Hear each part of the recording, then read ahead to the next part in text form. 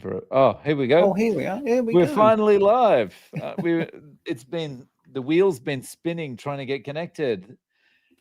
How are you, everyone? Thank you very much for joining us. As you come in, please say hello and let us know where you're coming in from.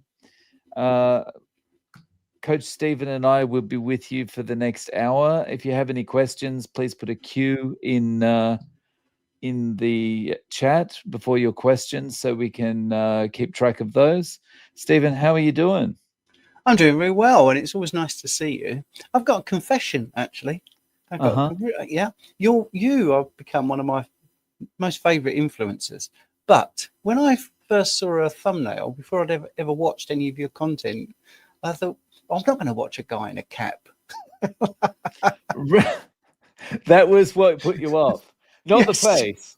The cap is what put you off. Yeah. And now I absolutely love it. It's really strange, isn't it? The thing for me is I'm not used to seeing myself without the cap anymore. Yeah. Well, I don't think I'd recognise you. Yeah. So when some people, when I was speaking in Melbourne, I got some comments from people saying, I didn't know who it was at first because I wasn't wearing the cap, because the cap doesn't kind of go very well with the suit jacket. So no. Yeah. But you look very smart actually in the live, in-person thing you did. Thank you. Yeah. Yeah. So, and I can now use that for all the haters, the vegan haters that come onto my channel and comment and say, carnivore is so good for you, why are you bald and wearing a hat? Oh, right. Just because I wear a hat doesn't mean I'm bald. Yeah. That's a good look. Thank you. Cheers. So today, we've got some questions coming through already. Awesome. So yeah, today we're thinking of maybe talking a little bit about vitamins. Yes. Vital amines. Yes. Vital amines. Yes. Yeah. So, like on carnivore, we're getting everything we need. Is that right? Oh, absolutely. Yeah. And the body's got it worked out completely and utterly. When many people bring out the old myth that we lack vitamin C. Okay, well, we didn't have the ability to synthesize vitamin C for 20 million years. We switched it off. But this was obviously primates, not Homo sapiens sapiens, but that went along with all the, whether it's evolution or design, the body does what it does. And I would also say that, you can believe in both, actually, if there's a wonderful designer, but then you let that thing roam and develop. So anyway, about 20 million years ago, we switched off the gene to synthesize vitamin C. So that's humans, chimpanzees, orangutans, lemurs, and other animals didn't, which were dogs. And there's a reason I'm saying this: cats and horses, for instance. Now, 20. Oh, go on, carry on. My understanding was like it's only us and guinea pigs that can't. Is that right? No, but there are other ones. Chimpanzees, yeah, orangutans like us, yeah, lemurs, yeah, guinea pigs, yes, maybe a good example. But why did that happen? Well, we know this from archaeological records. We know it from ice cores. We know it from actually things like looking at tree development and gene development. 20 million years ago, there was a period where we had loads of fruit. It was really that simple. And we know that there was a sudden, a warming of the planet, and there was this abundance of fruit. So what did those animals all have in common, the ones that lost the gene? Well, they all ate fruit, and the ones that didn't lose the gene, they don't eat fruit. I mean, that's really, really broad, okay? But sorry, you're going to say something there. No, I was just surprised. Yeah, okay. It's just everything, whenever we discuss stuff like this, it all just starts to make sense. All right. So the body's smart. Why do we need to synthesize vitamin C when this incoming vitamin C is in abundance? And, once it's switched off, many other things happened. Obviously, when we get to, more recent history, it's strange to say that about 12,700 years ago, there was an event called the Younger Dryas, where we turned to agriculture because there was a huge cataclysmic event where all the megafauna was killed off. But humans still were eating animals. So obviously, 350,000 years ago, we became sort of Homo sapiens sapiens, and we had developed over that time to eat a lot of meat. But before that, going back to sort of our ancestry, we were eating lots of fruit, and genetics are amazing. Genetic expression is amazing. All the physiology of all the animals is pretty wired to their environment. That's how it works. I mean, obviously you have some that go extinct. So we switched off our gene. We don't need to make vitamin C. In the background, there is a couple of other things that are really interesting. Lp(a), for instance, which people talk about in relation to heart disease, does many things that vitamin C does, possibly better as well. So, for instance, vitamin C is good for repairing, let's be really basic, like sort of a splinter in your artery, some sort of damage. Vitamin C would be helpful for that in some situations, but Lp(a) is even better. So a 2012 study of Lp(a) showed that people with low levels, the way they reported it is also showing a lot of bias. It said, people with the most deaths and the most cancer were surprisingly amongst the low levels of Lp(a). They were a little bit surprisingly overrepresented.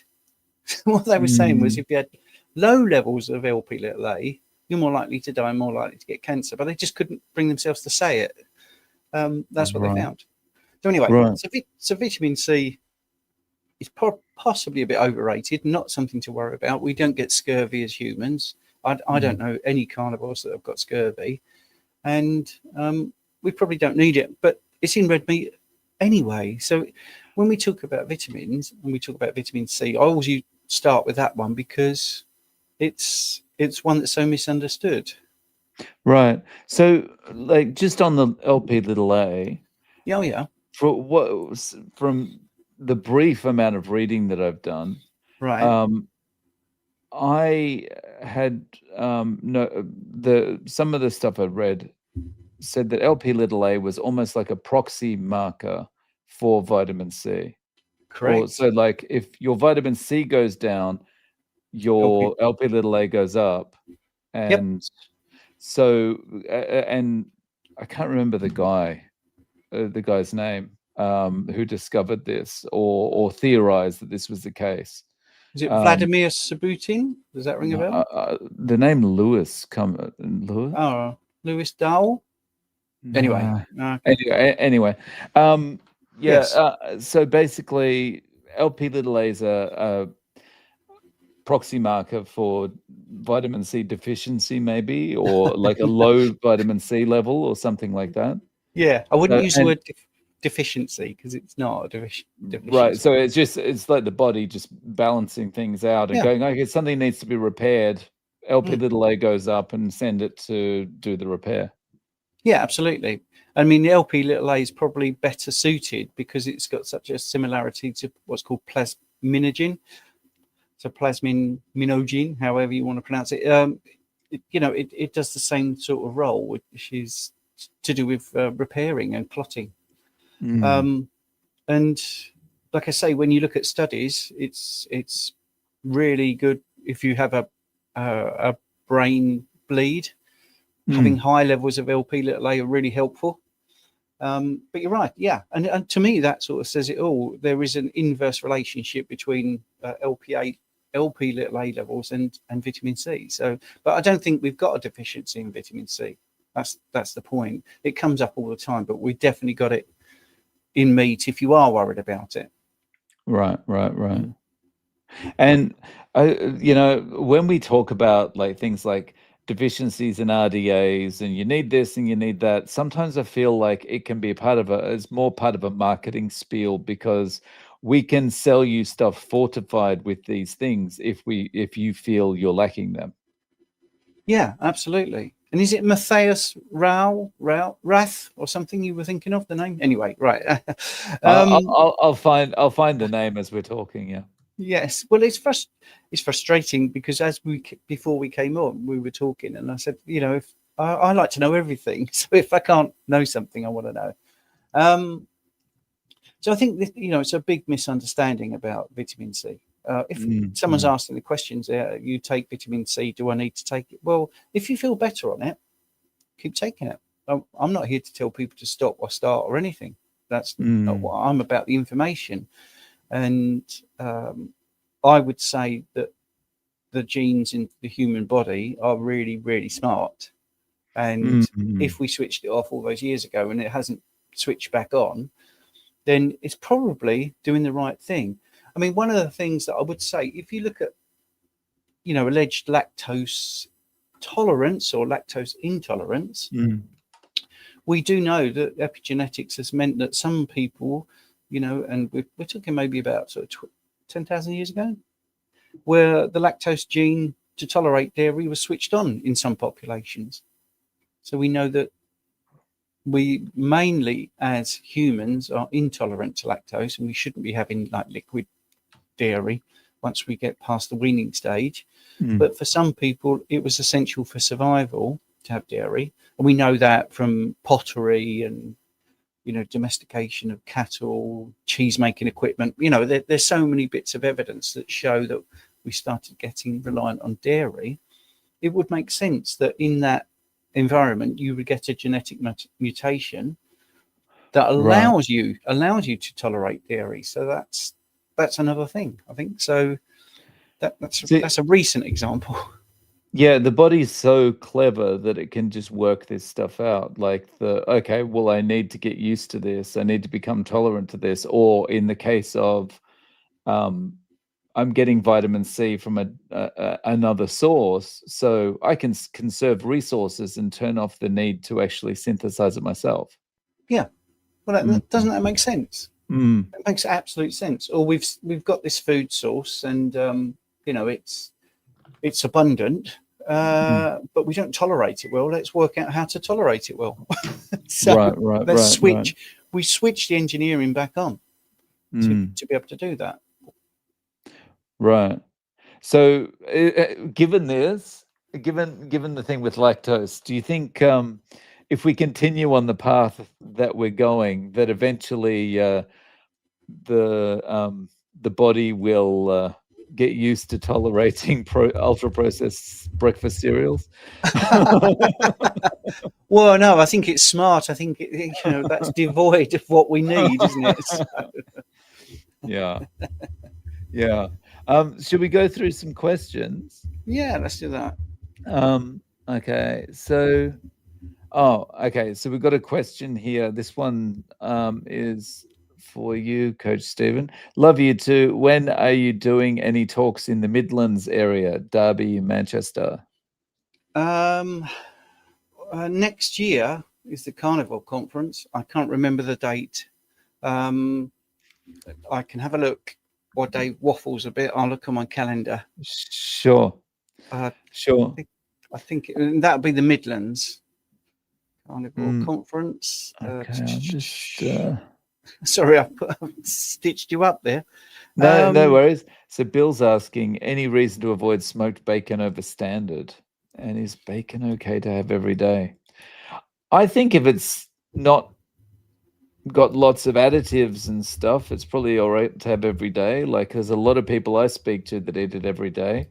Personally, I don't, because the only quote unquote bacon that you can get in Japan is a concoction of soy and other garbage. Unless you go to Costco, and Costco, I'm too lazy to get a membership and whatever at Costco. So yeah. Sorry, did you find the dates there? No, but I think it's somewhere around June next year. I'll get the dates before then. Maybe we'll put it in the description. Cool bananas. Oh, I've said it again. Yeah, I've said it again. So I take FX Trader. I take vitamin C daily. Is it really necessary? Well, I think If you feel better taking it, then knock yourself out, fill your boots or whatever, do it. I don't think it's necessary, but I don't know your physiology or what your history is, or your genetic makeup, what you're eating. I mean, you could be eating a lot of grass-fed or pasture-raised beef, and you probably got lots of vitamin C. Needs absolutely met by other things. I mean, that's the thing. This is what I was trying to say. Vitamin C is not needed because we don't need to synthesize it, and we don't get any signs of deficiency. Well, that's simple as that, really. Thank you for your question, FX Trader. Pokua, I hope I'm pronouncing that correctly. I've been doing 80% carnivore for almost a year. I've noticed that my blood pressure goes up when I'm very strict. What could explain this? Oh, that's interesting. Because I would have thought it would go down if you were very strict, or stable if it wasn't high in the first place. Yes, but then you get into the question of what's high and what's low. Firstly, 120 over 80. What's your pulse rate? Because one of the things about blood is the delivery of nutrients and oxygen, and your absolute cardiac output, your stroke volume. So if you've got a blood pressure of 120 over 80 and your pulse is 35, well, that's indicative of a very active, healthy heart, isn't it?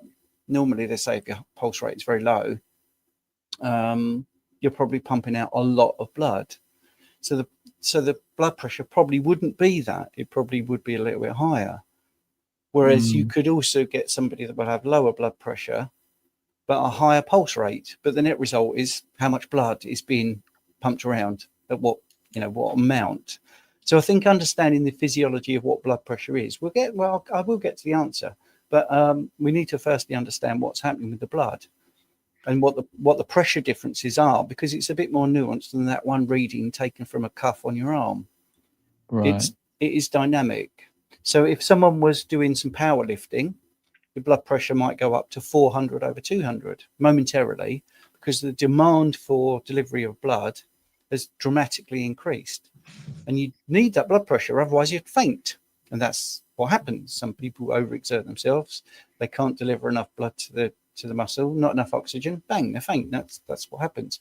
So let's get into the nitty gritty. So the system, the circulatory system, or the bloodstream, you've got about 5 liters of blood. It's pumped out of the heart, and then it goes into the system, and then it's divided approximately into sort of 3 main areas where it branches off at. And how much of that blood goes to one place or the other? So the liver, the stomach, and anything really sort of above the thoracic or the celiac region is getting about 700 milliliters per minute of blood. That's how much is flowing, 700 milliliters. And then the next area, where it's going to, other areas, that's another 700 milliliters. When you get down to the colon, it's about 400 milliliters per minute. So the blood is going through the body in different levels and siphoning off, and it's huge. So just measuring your arm is not really telling you what's going on. Then it goes through all of the systems. So let's say, it goes through the stomach, it goes through the liver, it goes through the spleen, it goes through small intestine, it goes through the colon, and then it comes out in the veins and returns back. And that's 1,300 milliliters per minute. But the pressure on that side is about a tenth of what it is on the other side. It's all about volumes. You see, so this huge amount of returning blood, which is, and many people say deoxygenated, but I say it's actually saturated with carbon dioxide and nutrients. So this huge delivery system, which has got a lot of volume, comes back at a piddly little pace of, of blood pressure. So there's not much pressure there, but there's a huge volume. On the other side, it's divided into small volumes, but the blood pressure is like 10 times as high. Well, that should tell you that blood pressure is a bit more nuanced than this one number, which is designed really by insurance companies to sell you blood pressure lowering medication, because 120/80 is maybe ideal for someone that's 21 and a male athlete. But in the old days, what we used to do was we'd take your age and add 100. So I'm 61. So my upper blood pressure would be 161 over, and then we would take 40 off, because the pulse pressure, the difference between the top and bottom number is more indicative of health, mainly because of what I just said about the whole circulation. And so mine would be 161 over 121 would be, I don't want to be that high. And then anything less than that is probably not problematic, because it's age related, because your arteries stiffen. Now, we've got a situation here where someone is doing a strict diet and it goes up. Right, so what could be causing that? Well, it could be your fluid balance, your electrolyte balance, which is important. It could be your heart rate. It could be that your pulse rate is lowering, but the volume of your blood still needs to be the same. So it could be that your, like I say, your pulse rate has gone down, your heart rate. So I'd need that as a sort of another metric. Sorry, a little bit more context here, Coach Stephen. Yeah. So it's usually 125 to 135 over 80 to 99, and pulse rate of 60 to 80. Yeah. See, I would, if you look at those numbers, can you leave them on the screen? Sure. When it is, let's say when it's 135 over 99, do you have a lower pulse rate or a higher pulse rate? Because I reckon if you looked at those numbers, it would end up with the same result. You're getting the same volume of blood going around the system, basically. Did you get what I mean? Yeah. Yeah. But I think, the overall point about it being nuanced is, that's the whole thing with everything related to all these measurements, right? It is nuanced. There's no kind of, oh my goodness, this number, you're gonna die kind of thing. It's everything's got to be taken in context, right? Yeah, absolutely. So if you go strict, to me it would be, well, what are you taking out? So normally when people say they're going strict, they're taking out things either like carbohydrate, which is inflammatory and also going to improve your water retention. You have less water retained, and normally when you take carbohydrates out, your blood pressure lowers. But if you're saying you're taking out carnivore meals, maybe taking out eggs or something, then you could find that basically your filtration rate improves in your kidney because there's less inflammation. You might see that if your protein metabolism goes up, that activates the sympathetic nervous system. So higher protein intake can improve. It can change your heart rate. The contractility of your heart can be improved. Your basic metabolic rate will go up because you're eating more protein. So you're getting a need for more circulation. So your blood pressure will go up because you're eating more nutrient-dense foods. Could be that simple. Sorry, Stephen, just to jump in, without taking this off the screen, Poco has just added some context. I usually have a lower pulse rate when it's higher. So I guess when the blood pressure is higher. Yes. So it's an adjustment. That's what I'm saying. So the overall cardiac output at the end of the day is pretty much the same. It's kind of balanced. It does weigh up. But there's plenty of reasons why that's happening. But normally, if we're looking at going stricter, you add more protein, you will get more vasoconstriction, you will get more, your heart becomes more contractile, you get more power, basically. So that's the other thing. So if we go really basic, when the heart beats, it's quite powerful. When blood leaves the heart, blood pressure is, if you look at the artery, it's the pressure of the fluid, pushing against the artery wall. That's it. That's what we're doing when we measure blood pressure. So if your heart, really bad sorry if it sounds patronizing, just goes like that, you're going to have low blood pressure. So it's going to go a lot. Yeah. Whereas if it's really strong like that, you get a lot of pressure in your artery. So your blood pressure might be indicative of that lower pulse rate, or the fact that your heart is not contracting as strongly. That was a really good example with that visual. Like that helped me understand it a lot better. All right. Okay. Yeah. Yes. Thank you for your question, Bokwa. It's a good question. Yeah. Okay, we've got another one here from T. Does carnivore reduce plaque on your teeth? As I've recently heard that plaque on the teeth is connected to heart disease, as it's a pointer to plaque in the arteries. Wow. I'm not the expert on this. Dr. Abs is. I think that would be a question I'd have to put to Dr. Abs. I don't want to talk. I don't want to be out of my lane. Can I share what I've heard? Yeah. Yeah, of course. Yeah. So I've had a Stanford professor on my podcast about 3 times, and one of the things that she has stressed a lot is that bad bacteria in your mouth is often related to things like dementia and other things like coronary artery disease.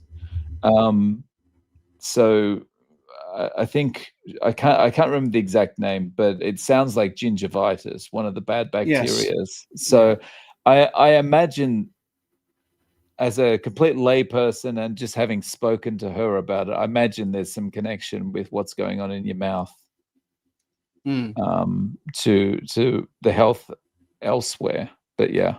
Yeah, I mean, that's true because, yes, Dr. Kevin Stock came on our 24-hour live stream and he was saying that I can predict heart disease before anyone else because I'm looking in the right area, because it all starts in the mouth, which, like you just said earlier, is multifactorial. But our mouth does a lot of things. And, it is like the gateway to our diet and our system. So, yes, I think you're probably right in that there are bacteria in there.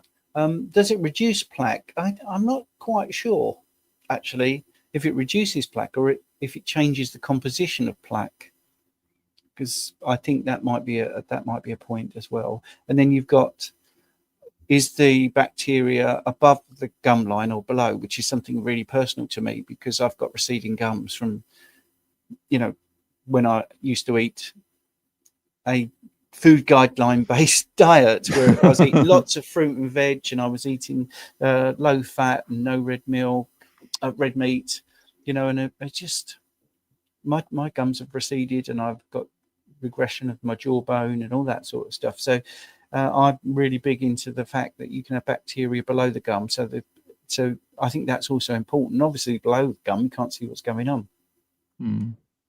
Yeah, go on. Regarding the receding gums, yes. Did that come with sensitivity? Well, it used to.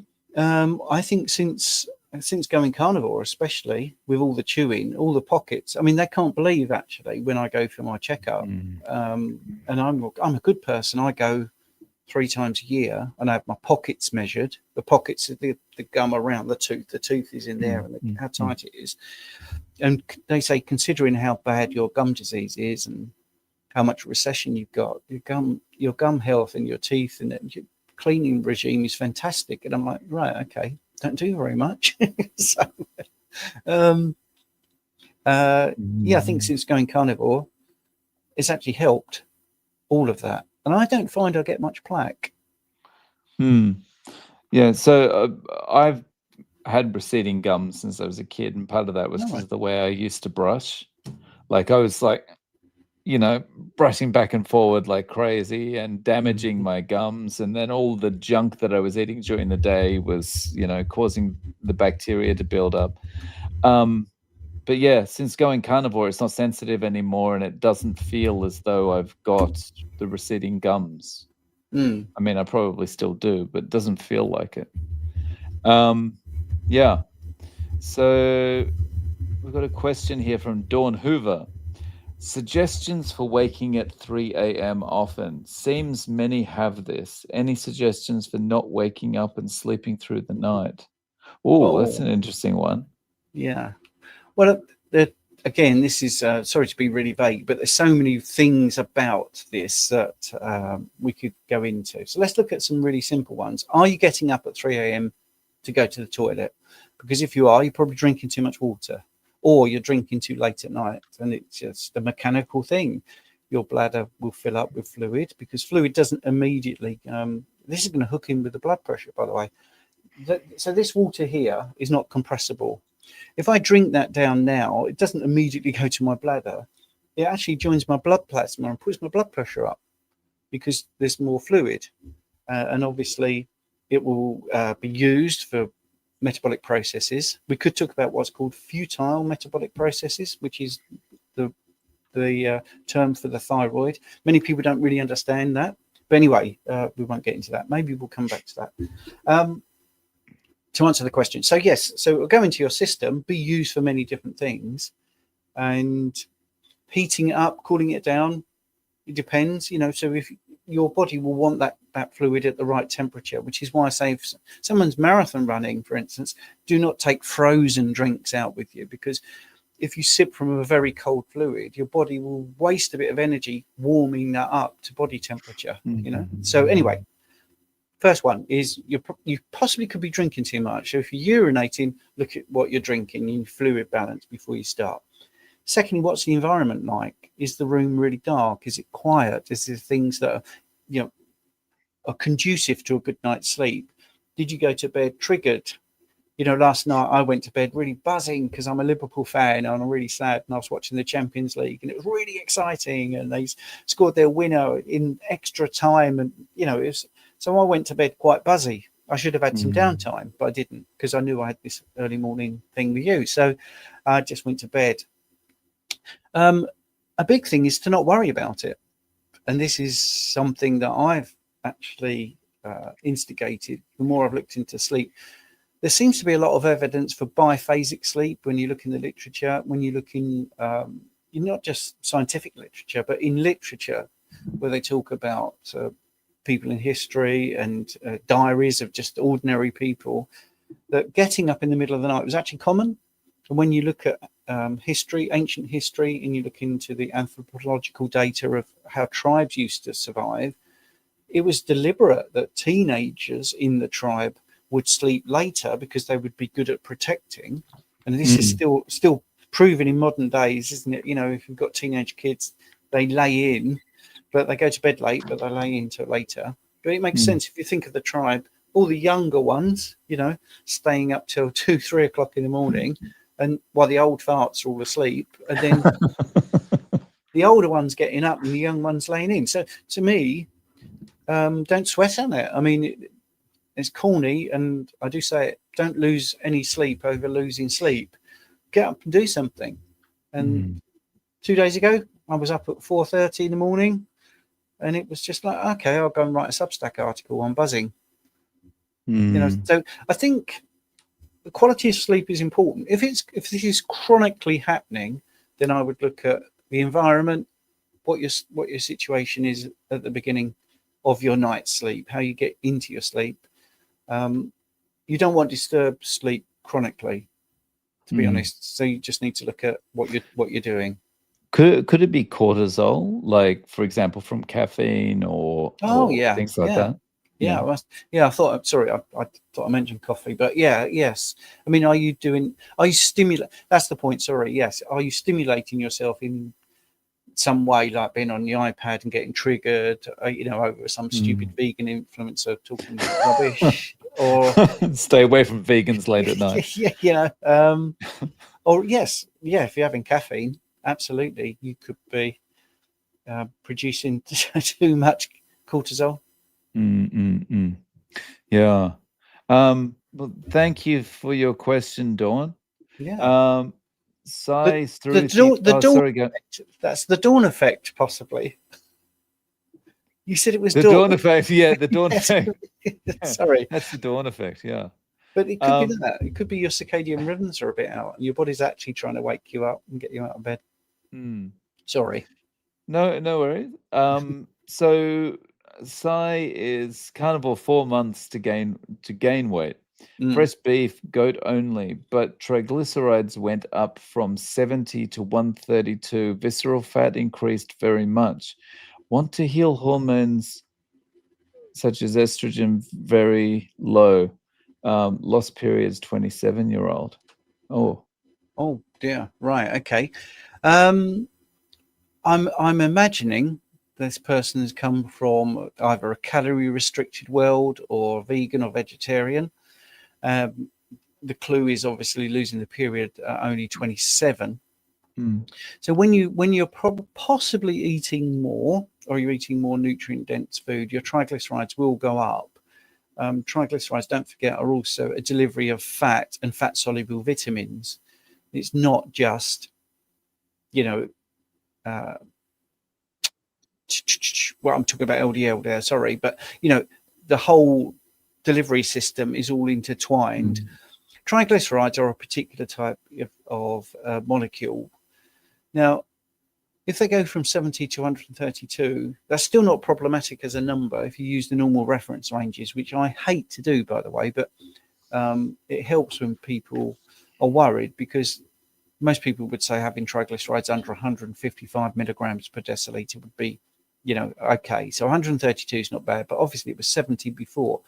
I'd like to know what your HDL is. Has that gone up as well? When did you get it measured?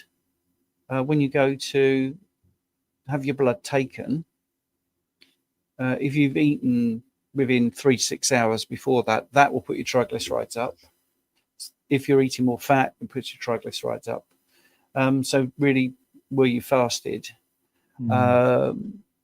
If your estrogen is very low, then that's probably indicating partly why you're losing your period. So I think you will heal your hormones, because if you're going this way of eating, fresh beef and goat is good amino acid profile, but also lots of really healthy fats. So I think it's just an adaptation thing. I wouldn't worry actually at the moment, because I think you might be coming on, if we keep doing these live Q&As, we might see you come on in 6 months and say, I've got my period back and everything's settled down.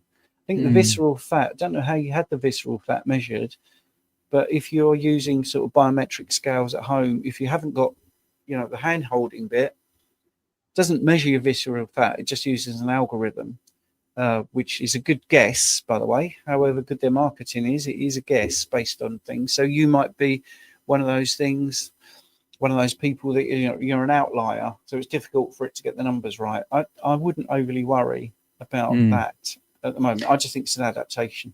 HDL is 71. Right. Okay. So yes, it's high in relation to the HDL. So I do think it's just an adaptation. It was fasted, which is excellent. Thanks for the background. After exercise. Yeah. See, so the fat delivery for energy would have had an effect on that as well, because if you're exercising, wow, you are definitely changing your physiological state. I definitely wouldn't have exercised. Yeah. Okay. Well, thank you for your question, Si. Okay. Mama, is it possible to get HCV from surgery or blood draw? I thought it was a false positive, but I did it twice. What do you think? I'm not sure what HCV is. Well, firstly, what? So that's mama, yeah. Right. So did you have surgery and a blood draw, or did you have one or the other? It's a virus, basically. HCV. Okay. It's a transmission thing. So don't really know what the question is, whether it's from both. You do need blood. You do need blood-to-blood contact for transmission. So it's really difficult to get that. I think, with a direct blood exposure, you could get that from contaminated needles or equipment. I don't think that would happen not in the modern world. Mm. Yeah, cancer. I mean, the thing is, yes, right, okay. Both surgery and bloods in the last year. All right, okay. Yes, well, yeah, it's possible. It is possible. But I don't want to get into a lawsuit because there are other ways of getting it. The HEV is really quite a resilient thing, so it can live outside of a body for about 3 weeks. So it would be really hard to pin down to one particular instance. But someone's had it, and yes, you've found a sort of cross contamination thing going on. So it is possible. It is really possible. Yeah. Thank you for your question, Mama. Okay. Princess Jasmine. Is that a magic carpet involved in that? Is that Jasmine? No, I don't know. I'm not much into Disney. Hi, 2 months carnivore here. Managed to reduce my blood pressure from 150/90 to 116/70. Nice. However, my heart rate still high 90s. Do I need to take medication? Meditation. I don't know. Meditation or medication? Yeah, that's what you need. Or dedication, right? Yeah, sorry. Just want to clarify that. Where we were just talking about hepatitis. If you, that was likely, but highly unlikely. All right. Yes. But anyway, right. But it is possible, right? Yes. So 2 months carnivore here, right? Reduce your blood pressure. Well, that's good. Possibly because of the systemic inflammation has gone down. Maybe your arteries, responding well and being a bit more elastic than they used to be, which is good. But your heart rate is still in the high 90s. Well, I think again, all of that will normalize. 90s is slightly high. I hate using pejorative terms because it's how you're physiologically adapted. If it was 90 when your blood pressure was 150/90 and now it's 116/70 without any medication, without meditation or whatever, your stroke volume has improved, hasn't it? What we just said. So you have the same amount of heartbeats, but it's not producing so much pressure because it doesn't need to, because it's still delivering exactly what it needs. So that's great. So it's showing that your circulation seems to be normalizing. That's it. So why would you need medication? Are you having symptoms? That's the thing. You're having chest pains, feeling dizzy. Is there any sort of outward signs? Yeah. I mean, meditation. I would never say no to that. I don't do that, but maybe I should. Maybe I should switch my brain off. My wife actually gave me a book about how to turn your brain off or something. So maybe it's a good thing to do just for overall health, but I wouldn't necessarily say that that's a sign of somebody going the wrong way. I think that's a sign of someone getting fitter, personally. Thank you for your question, Jasmine. Thank you Jonathan. for the super chat, Jonathan. And his question is, could we do a UK carnivore Christmas meetup? Yeah, well, Jonathan, you know how bad it is to get anything organised in the UK. I mean, the Carnivore Conference didn't happen this year, and that's not going to happen for another, I don't know, 8 months or something. I guess I don't know the date off the top of my head. I don't know who's doing that. Yeah, I think it's a good idea. My concern would be travelling during winter around the UK because the weather is just so unpredictable. The public transport is absolutely abysmal. So yeah, but it's a nice idea. I think more sort of localized things would be good. It's nice that you've tuned in, Jonathan. Thank you. Yeah, good to see you, and thank you very much for that, Jonathan. And he also said, "Looking fabulous, Stephen."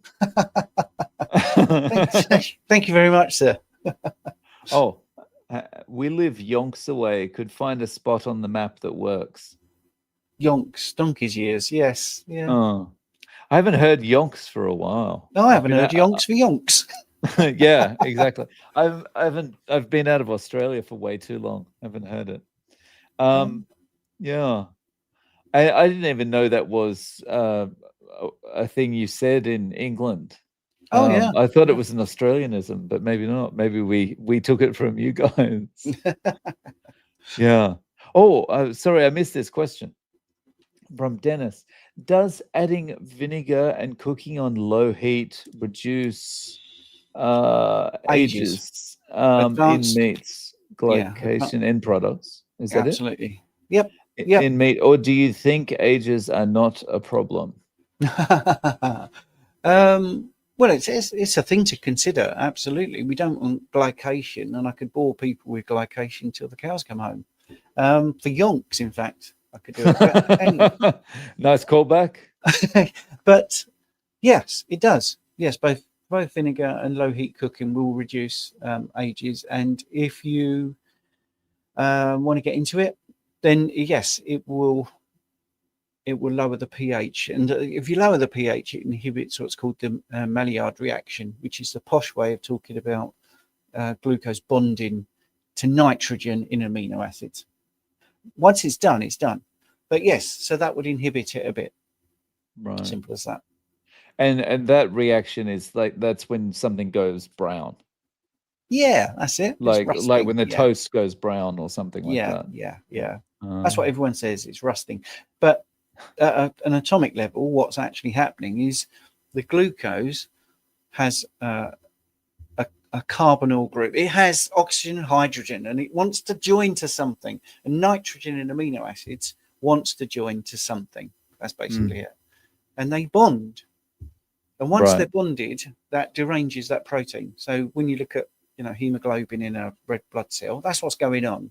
Basically, it's just a linear form of glucose like this. Was got a hand at the top going, oh, I want to grab something. And then you got a protein going across here with a nitrogen going, well, I'd quite like to grab hold. And they grab hold of each other and they form this bond.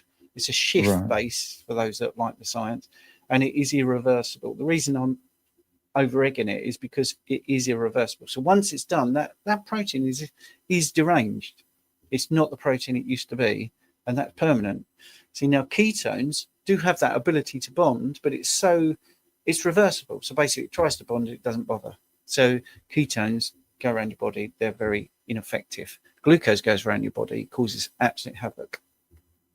So to go back to the question, anything that can reduce advanced glycation and the end products thereof is possibly a good thing, but is it too nuanced? Is it actually practical? Is there going to be some sort of clinical outcome that is going to make it worth all that grief?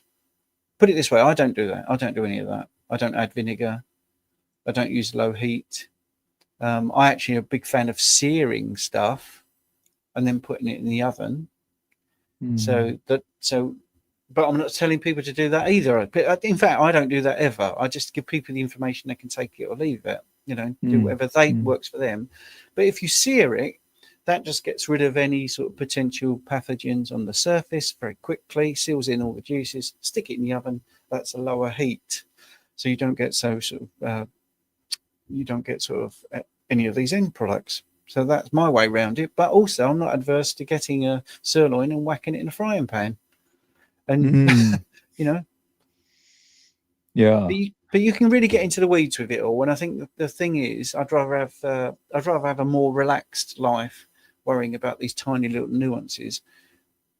Yeah, I heard someone say that about Paul Saladino's in the supermarket, and he's talking about don't touch receipts and don't do this, and someone was kind of saying a similar thing to what you just said there. Is like, you spend so much time thinking about this thing, your time could probably be spent more wisely on bigger issues. Yes, exactly. Yeah, that's the thing. We do worry too much about all the nuance, and there's a lot of influencers out there making a lot of money, pushing supplements or, their plan or whatever. I mean, I do that, but I don't push it. If people want the information, they come to me. Right. And I put the information out there because that's the information. So I might talk about B12. I don't offer a B12 supplement, but I think we need to know why B12 is important, or folate. And, if you're recommending methylfolate for someone, I haven't got a link for that, but it's good. It's good practice, to tell people everything. Yeah, yeah.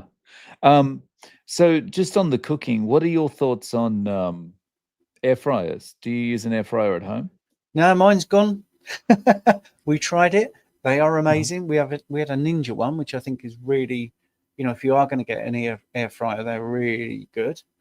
But and I'm now going to be very hypocritical, but I wanted to go back to stainless steel pans because I just feel that's more a natural way of cooking it, cooking the meat. And if you've got the right fat, so lard for certain things, tallow for certain things, you don't have many problems with cooking anything. It doesn't stick, it's easy to wash up. You don't need to have lots of detergents and things. So yeah, I sound a bit like Paul Saladino there, but it's just back to basics. It's just back to basics, really. Right. And Jonathan's just got to follow up from what we were talking about before. We should be pulling the bigger levers. If worrying out cooking methods but not getting enough morning sunlight and going off carnivore, we might be pissing in the wind. Yep. Yeah. And a great example of that, by the way, this morning, horrible weather, but I'm still out there.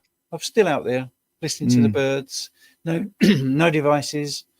And I can't agree more. I mean, I've been doing a lot on my Substack recently, and I am dreading it every day at the moment. Loving it and dreading it because it's way too much screen time.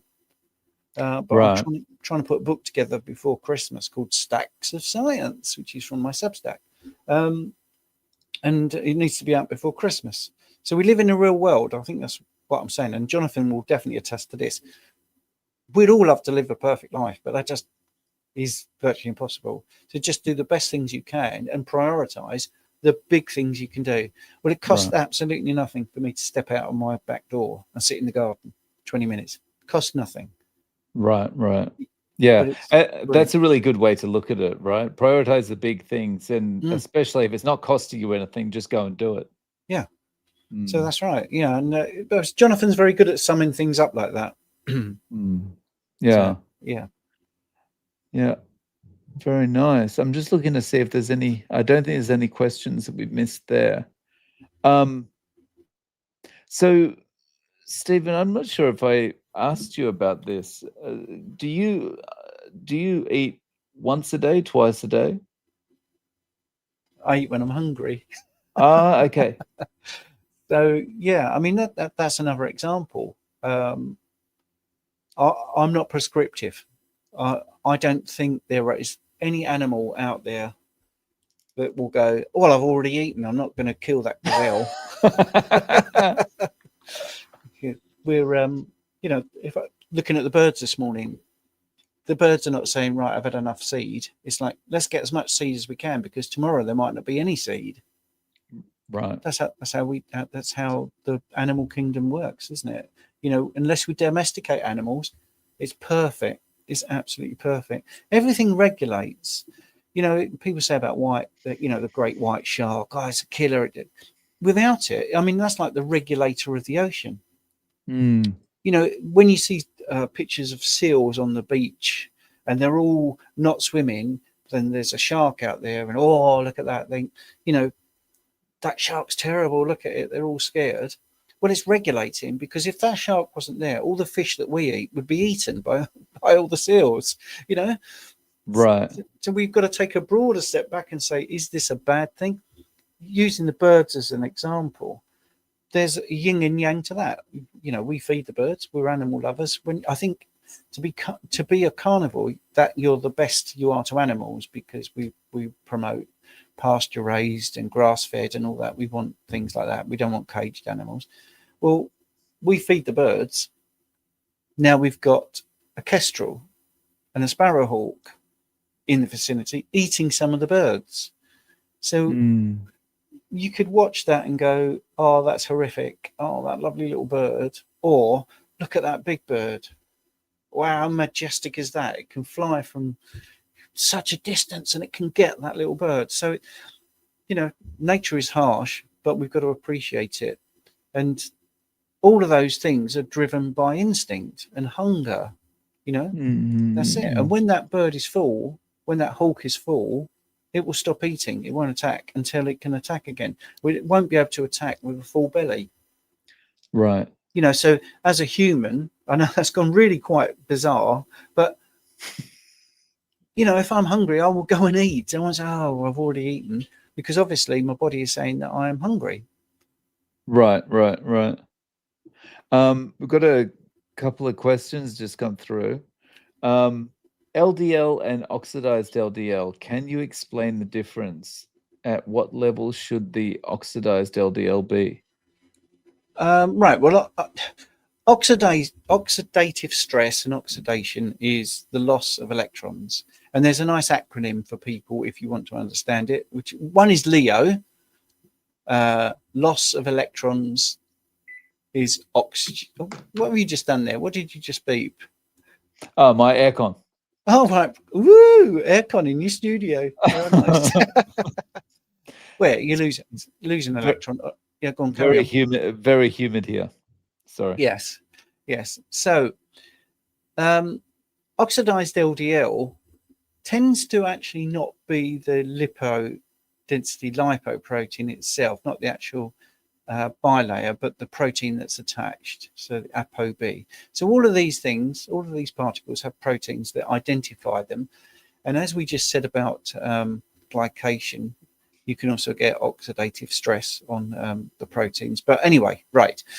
So you're losing electrons, and that's dangerous because then it becomes a reactive thing that also wants to do the same thing. So you can have this chain reaction.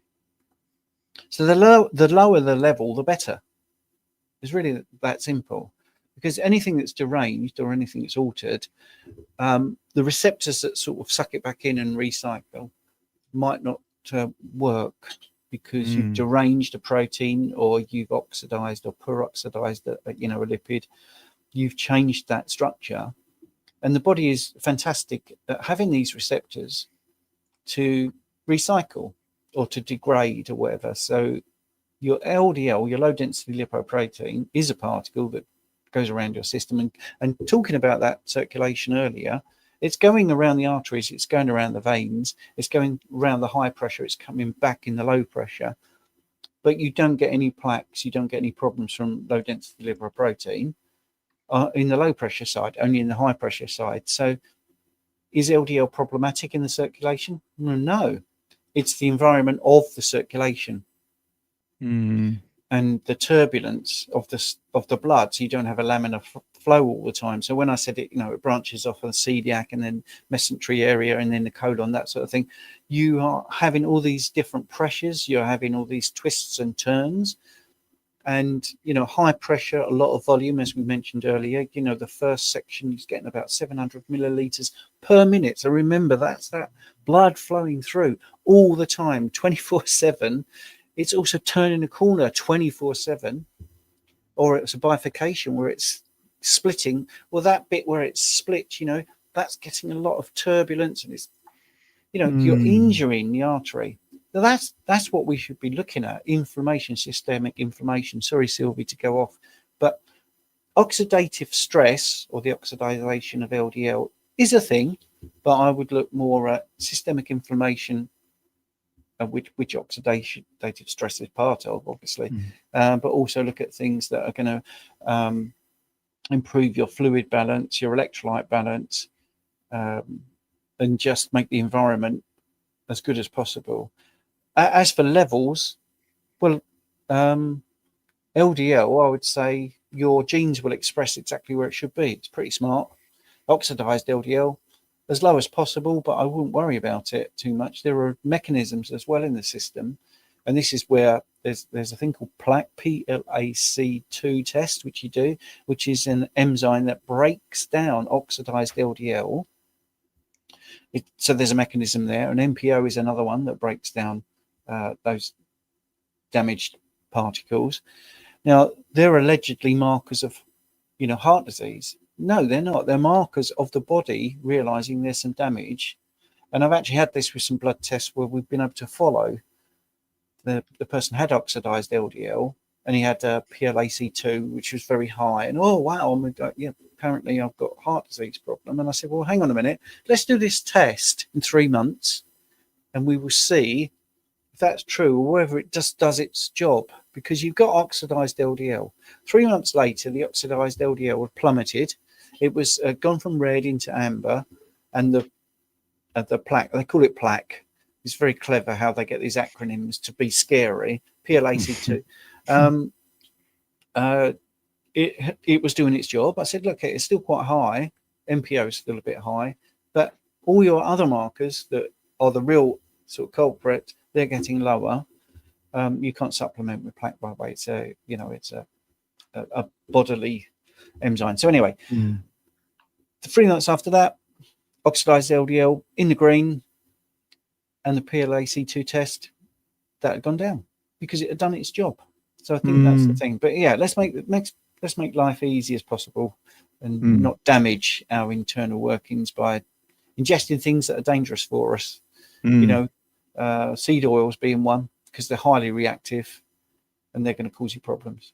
Yeah. Thanks for your question, Sylvie. $2 Timu Undies wants to know any tips to get a 6-pack for summer. Well, I would think you've probably already got a 6-pack. You just can't see it. Yeah. And so it would be strict carnivore, maybe some intermittent fasting, and I would include walking. Walking's good. Yes, it is. Do you have any additional thoughts on that one? Sorry. Yeah, I thought that was quite a good answer. You could play. I hate this now because I sound like an influencer, but you could look at your macros. You could experiment with, more fat, less protein as a ratio, and see what happens to your body. And if it gets worse, if you feel like there's more body fat, you could switch that round and have, more protein, less fat. I mean, I would never recommend cardio. I don't think you need to do insane amounts of cardio. It's all about what you eat, really. So yeah. It's the 6-pack is revealed in the kitchen. Yeah, absolutely. Abs are made in the kitchen. Yeah. Mr. Beaumont. Wow, Mr. Beaumont, we meet again.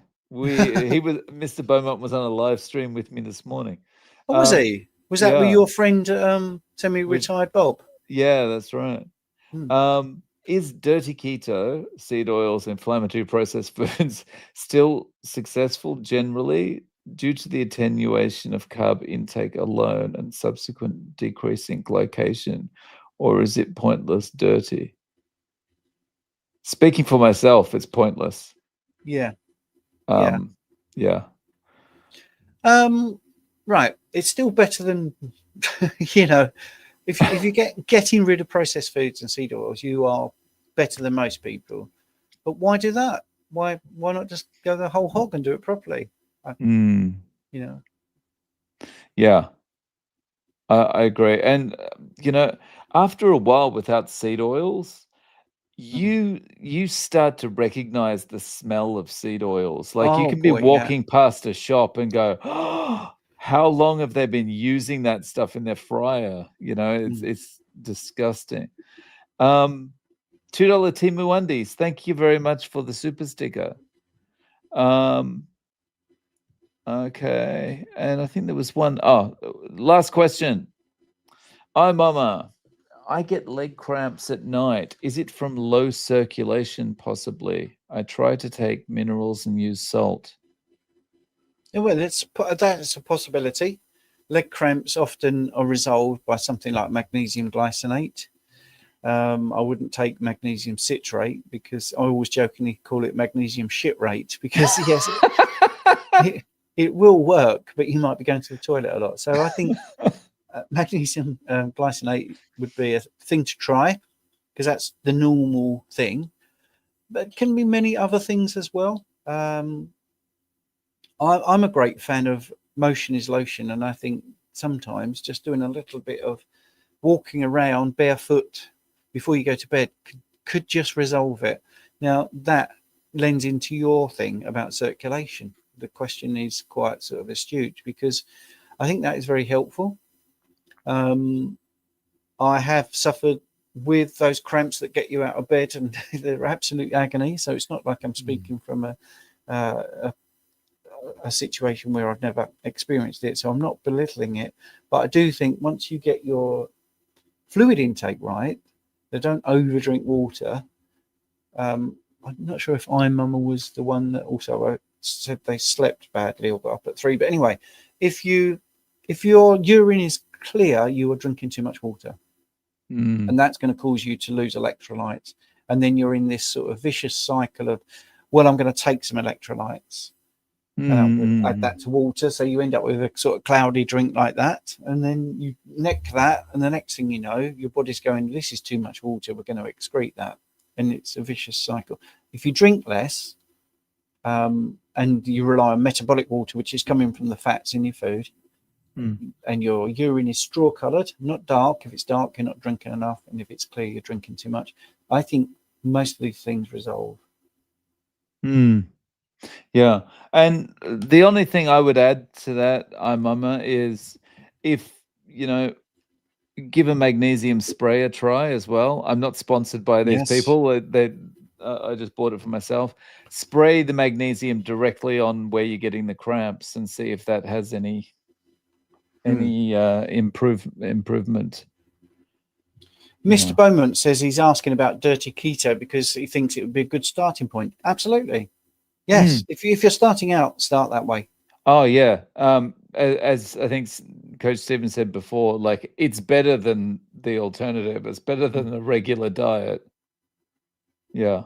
Then you may get some fat loss from that question. Yeah. Like, I think when I did Atkins for the very first time, and I was doing it pretty dirty, I wasn't having the fat that I should have. I was still having chicken breast. I was still using like seed oils to cook in and stuff like that, because this is like 2 decades ago. I still had good results because compared to what I'd been eating before, it was like it was the most pristine diet that you could imagine, So yeah.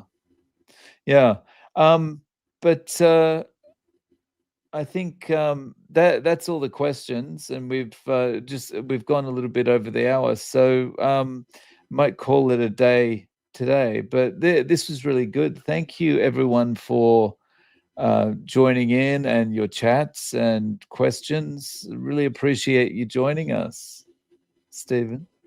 Yes, sorry, I thought you were wrapping up. I was being a good guest and like letting you finish. But yeah, thank you for all the questions. It's been really nice. It's always great to be with you, Dave. I think you're a fantastic host, and I think you keep your light under the bushel, as they say. You know more than you let on. So feel free to run rampant next time we have some questions. But they're great questions. You have a really nice group of people following you.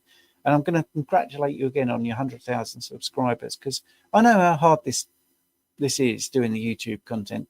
One of your people there has just said there's no good video on YouTube about microwaving and pan frying and stuff like that. So maybe I'll do a video of that or a Substack on that. So I love these ideas of looking at things slightly differently. Nice. Well, thank you very much, Stephen. Let's do another one in a couple of weeks, maybe. Yeah. Yeah, I'd love to. Yeah. Cheers.